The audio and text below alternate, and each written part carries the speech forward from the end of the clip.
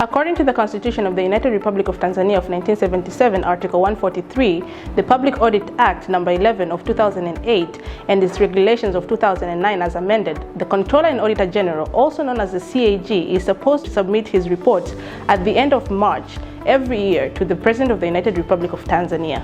After that, the President will submit the reports to the Parliament, where they will be tabled and become public documents. On 26 March, the CAG presented 6 statutory audit reports and 12 performance reports to the President of the United Republic of Tanzania for the financial year 2018-2019. According to the law, the CAG has done its job, for which he deserves to be congratulated. Wajibu Institute of Public Accountability has done an initial analysis of these reports. For the 3rd year running, Policy Forum is proud to host Wajibu Institute of Public Accountability on this month's debate. The presentation will be delivered by a renowned personality in the country who is a former CAG and the Executive Director of Wajibu Institute of Public Accountability, Mr. Ludovick Utouh.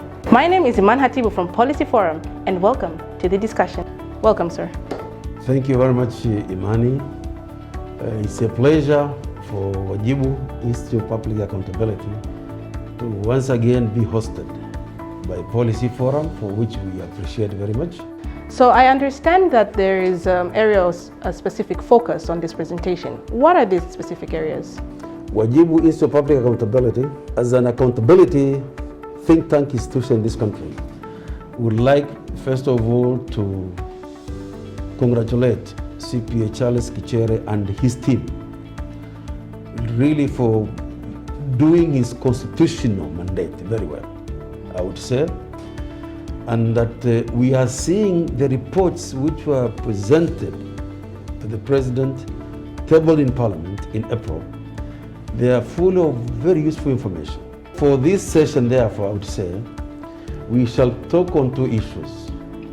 1, the national budget execution, and 2, on the procurement process in this country.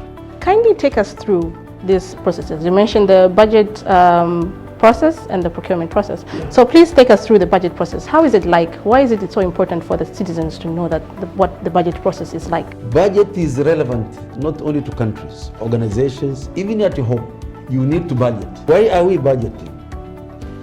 Budgets are important because resources available for use are always less than the demand we put for the resources. So because of that reason, we need to budget. And a budget, therefore, we say that for any country to attain progressive socio-economic development, it needs a realistic budget that will be used as a management control tool for the utilization of its resources. We are seeing there is a fall in revenue collection. We are seeing the rare revenues which are being collected, but unfortunately they have not been remitted to the consolidated fund as required under Article 135 of the country's constitution. We are also seeing there is under and over release of funds. And also we are seeing there are activities, projects which are being funded but which were not included in the budget. All these 4 issues, they show that the country's budget has not been effectively used as an effective management control team in managing public resources. Tell us about the revenue collection trends. How have they been? On the trend, the budget for 15-16 saw a substantial increase in revenue collection. In actual fact, we had a 4.2 trillion jump on revenue at that time. On the following year, that amount was reduced to 2.4 trillion. On the 3rd year, it was reduced further now, no longer positive. We went to negative, 2.4, which was, in actual fact, it was even more serious. Now, this year around, the budget which is now currently being debated in Dodoma, it almost amounts to 34.9 trillion for the year 2021. This is the budget which is being deliberated in Dodoma as we are talking. The concern of Wajibu Institute of Public Accountability is that If you look at the trend of revenue collection, which has been going down over the years, if you remove the first year whereby we had a substantial jump in revenue collection, the question is the 34.9 being deliberated in Parliament today, does it stand a chance of being realized? If you look at the trend, and also if we take into consideration the consequences of this corona pandemic, which is affecting almost every sector of our economies, every business is being affected. If you go to tourism, hotels, no customers, air transport, no customers. And shall we, under such circumstances, do we stand a chance really of making the 34.9, which is being deliberated in Parliament today? If you compare again the 17-18 and the 16-17, again there was a difference of 13%, which also is huge. So you'll find that our budgeting process from the year 2015-16 to 2018-19, we have not been able to realize what we intended to achieve. And I think this trend should alert us on being more careful in coming up with the country's budget. The CAG is telling us that there were revenues collected, proper revenues for the government, but which were not remitted to the consolidated fund. And we are saying that's a serious anomaly, because Article 135 of the Constitution says that all revenues of the government should be deposited into the consolidated fund. If you go to Article 135B, it says unless there is a law which has prescribed otherwise.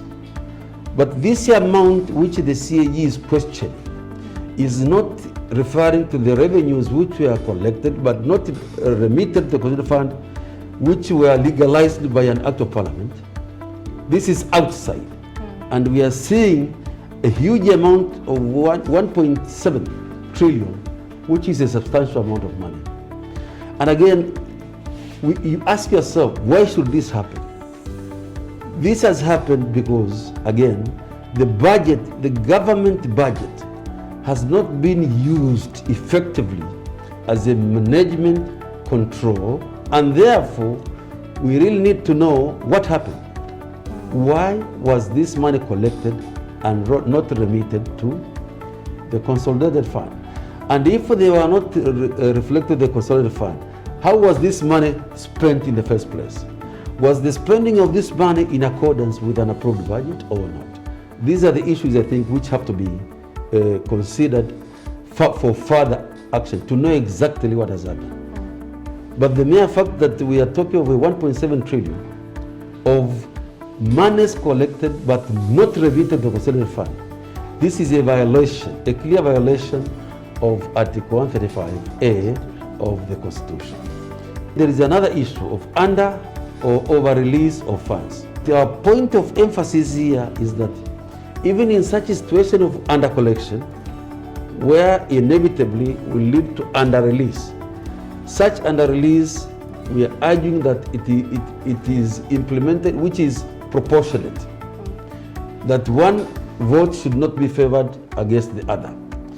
But here I'll talk of over release of funds from the consolidated fund, which again takes us to Article 136 of the Constitution of the Republic of Tanzania, which says that releases of funds from the consolidated fund will be through the approval of the Paymaster General and the Accountant General. So there are offices, there are persons who have been given that responsibility of managing the release of funds from the consolidated fund. Again, if we have, as the CAG has said, there has been over-release to the tune of 2.5 trillion, it again shows that our country's budget is not effectively used as a management control tool Because if that would have been the case, we would not have seen such a huge release of funds from the consolidated fund. Again, we need to know why this happened. What prompted the over-release, and was the money properly used in accordance with the Appropriation Act?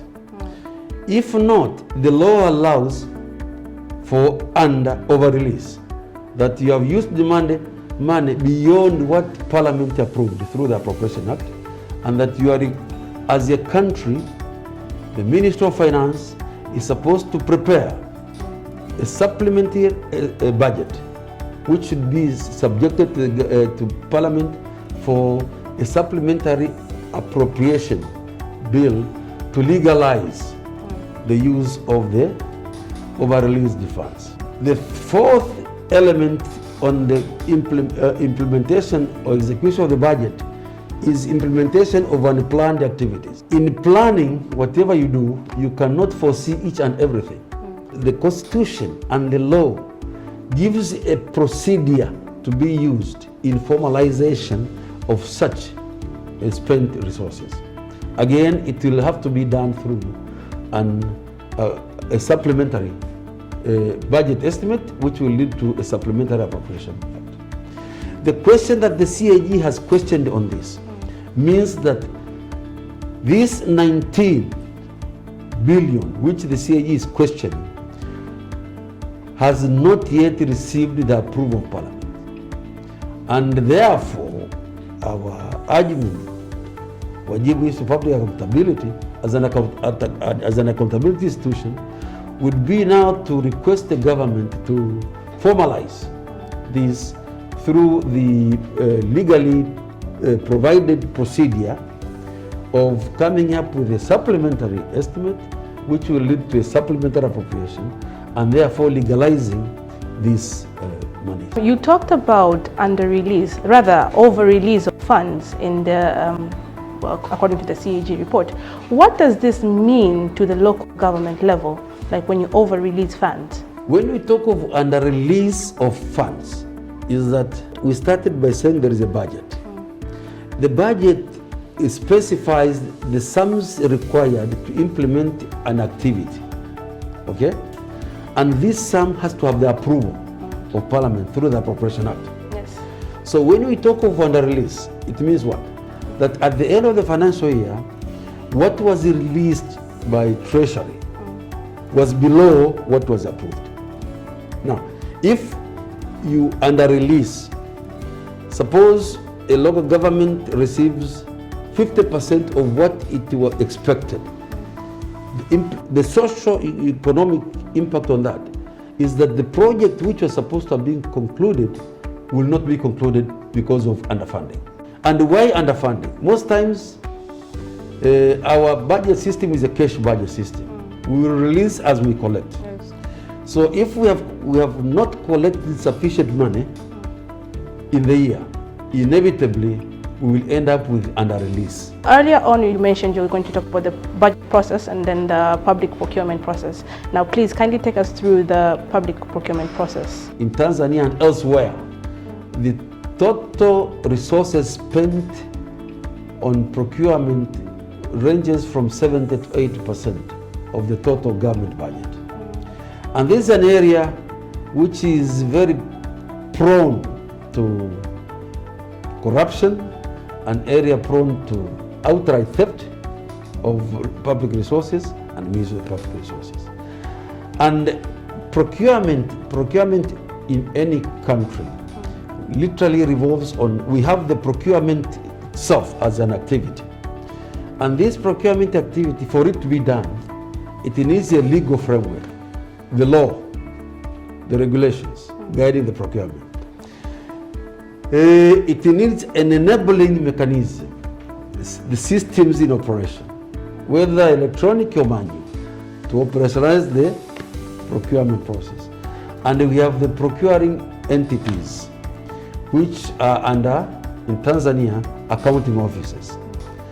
But that one, it will all now, the procurement process is supposed to be overseen by oversight institutions, the types of the CAG himself, parliamentary oversight committees, the Public Procurement Regulatory Authority, the Public Procurement Policy Office under the Ministry of Finance. These are supposed to oversee the functioning of the procurement process in the country. If we go through the CAG reports, there is no assurance that both the two oversight institutions of PPD at the Treasury and the PPRIA as the regulatory authority have adequately enforced the monitoring of public procurement activities in the country. What is actually the impact of not having proper procurement? The impact of not having effective supervision of procurement in the country is, as per the CAG report, out of the sampled entities which he has audited for the year 2019-18, we have seen 400 billion of losses. That's a lot of losses. It's a lot of money. And this is only from the local government authorities. Now, if these are true losses, what does it mean socially and economically? They have impacted on the completion of projects, they have impacted on the quality of projects and the like. Also, we are seeing in the small sample, you know, one thing which I think as Tanzanians we ought to realize is that the CAG does not do a 100% audit. He does audit through sampling. So the sample which the CAG used for the year 2018-19 gave red flags of corruption in procurement and contract management to the tune of 81 billion. And we are seeing losses and non-compliance of procurement in the central government of 357 billion out of the sample used by the CAG. The implication of this is that this money, if the losses had not occurred, this would have been money which would have been used to bring about implementation of development projects and therefore accelerate the economic development of the country. And through that, the common citizen would have received better services. It is said about 70% of the government expenditures on procurement. What should the CSOs do to ensure that the government does not lose funds from the procurement processes? When it comes to accountability and good governance of public resources, this should be seen as a responsibility of each and every one of us. And that's why at Wajibu Institute of Public Accountability, our vision is well-managed resources to benefit all citizens. That is the vision of Wajibu.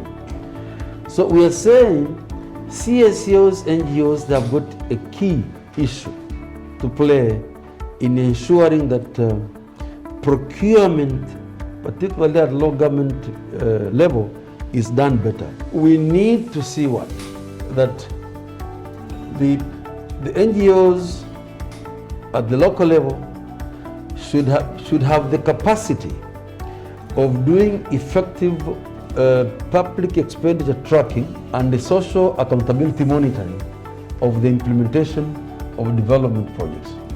That should be the responsibility.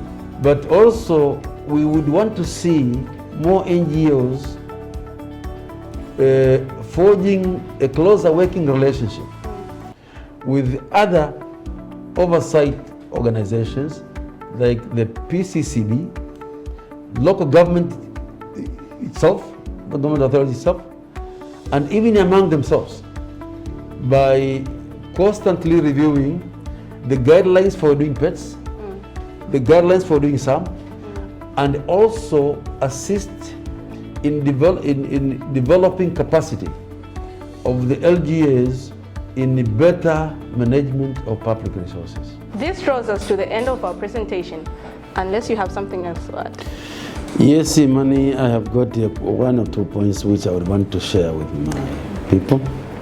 First one is that As I explained, this presentation has been different from our two previous ones, and that we are planning to have more of this series to cover the critical high public interest issues raised in the CAG reports. And we are planning to have the next one on open contracting.